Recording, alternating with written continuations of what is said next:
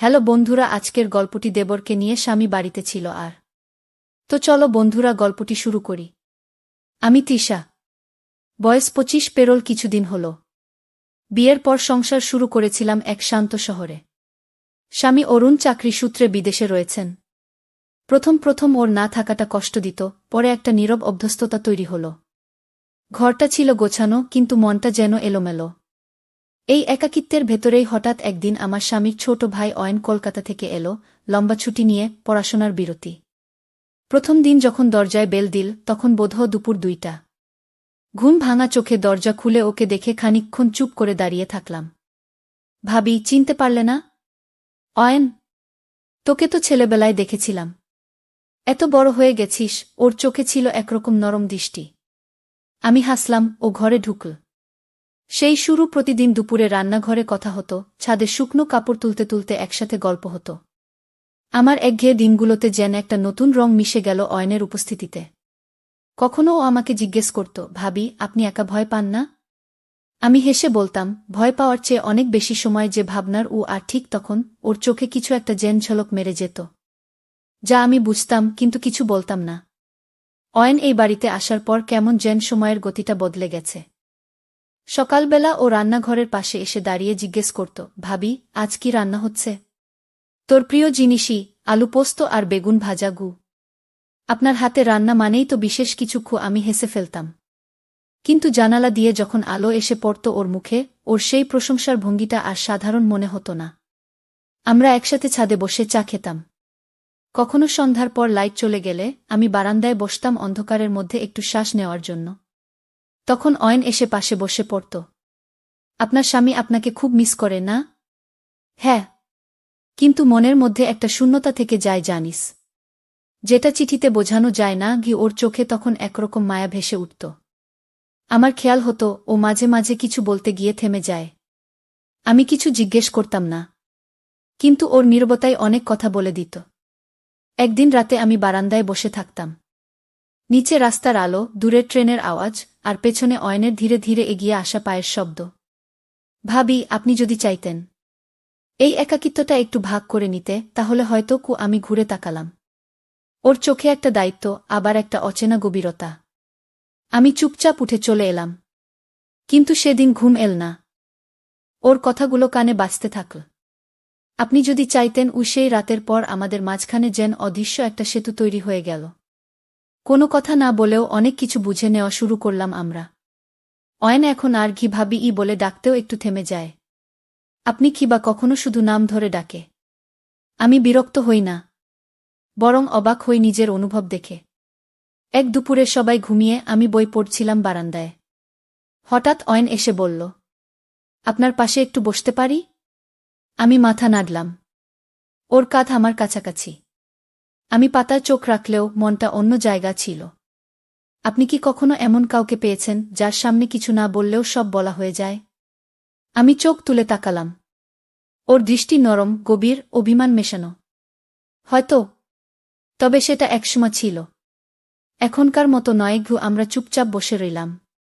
মাঝে মাঝে চোখে চোখ পড়ছে, আবার সরে যাচ্ছে। তবু সেই নীরবতা, যেটা শব্দ ছাড়াই অনেক কিছু বলে দিচ্ছে। সন্ধ্যায় অয়ন কিচেনে এসে দাঁড়াল। আমি চা করছিলাম। ও চুপ করে পেছনে দাঁড়িয়ে রইল। আজ কিছু বলছো না? সব কথা কি প্রতিদিন বলা যায়? আমার হাত থেমে গেল কিছুক্ষণ। বুঝলাম, আমরা দুজনেই এক সীমার ধারে এসে দাঁড়িয়েছি। পা বাড়ালেই সম্পর্কের গতি বদলে যাবে। কিন্তু কে আগে বাড়াবে পা? বাড়িতে সবাই বাইরে গিয়েছিল, কেউ বাজারে, কেউ আত্মীয়ের বাড়ি। আমি একা ছিলাম দুপুরে। দরজার বেল বেজে উঠল। আমি খুলতেই অয়ন দাঁড়িয়ে।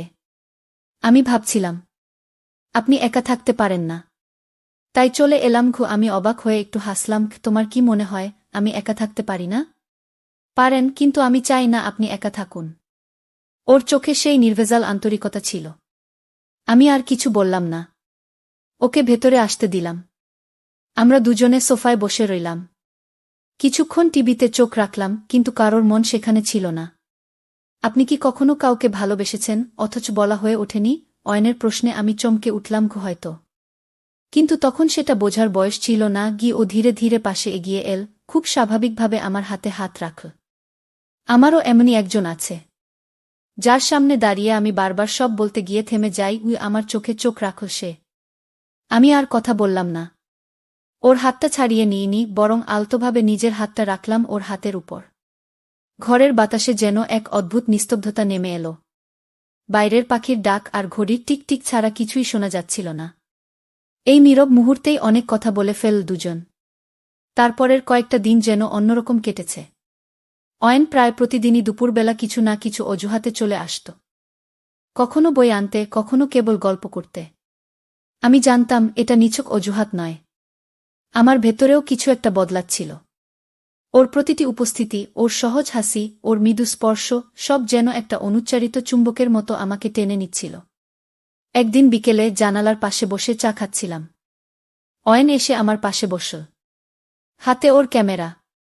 আপনি জানেন, আলো যখন এভাবে মুখে পড়ে তখন মানুষকে অনেক বেশি সুন্দর লাগে। আমি একটু হেসে তাকালাম। ও ক্যামেরা তুলে আমার ছবি তুলল। এই ছবিগুলো শুধু আমার জন্য। কোথাও শেয়ার করব না। আপনি জানেন, আমার অনুভবগুলোও কেবল আপনার জন্য। আমি কিছু বলিনি, শুধু তাকিয়েছিলাম। ওর চোখে তখন আর কোনো দুষ্টুমি ছিল না, ছিল এক গভীর ভালোবাসা, এক নির্ভরতা। সেই মুহূর্তে মনে হচ্ছিল আমরা কেউই কিছু বলার প্রয়োজন বোধ করছি না। আমাদের মাঝের নীরবতাই যেন হয়ে উঠেছিল সবচেয়ে বড় ভাষা। তখন হঠাৎ একটা প্রশ্ন করলাম আমি, তুমি জানো তো এ সম্পর্কের কোনো নাম নেই? অয়ন মৃদু মাথা নাড়ল। জানি, কিন্তু অনুভবের তো সবসময় নাম লাগে না, তাই না? আমাদের চারপাশে তখন সন্ধ্যার আবছা আলো। বাইরের পাখিরা নীড়ে ফিরছে, কিন্তু আমাদের হৃদয় দুটো যেন ধীরে ধীরে একে অপরের ঠিকানা খুঁজে পাচ্ছে। দিন গড়িয়ে যাচ্ছে। প্রতিদিন দুপুরের আলোয়, বিকেলের হাওয়ায়, সন্ধ্যার নীরবতায় আমি আর অয়ন একে অপরের উপস্থিতি অনুভব করতাম। কোনো দায় ছিল না, কোনো দাবি ছিল না, ছিল কেবল নীরব এক বোঝাপড়া। একদিন বিকেলে রান্নাঘরে বসে আমি চা বানাচ্ছিলাম।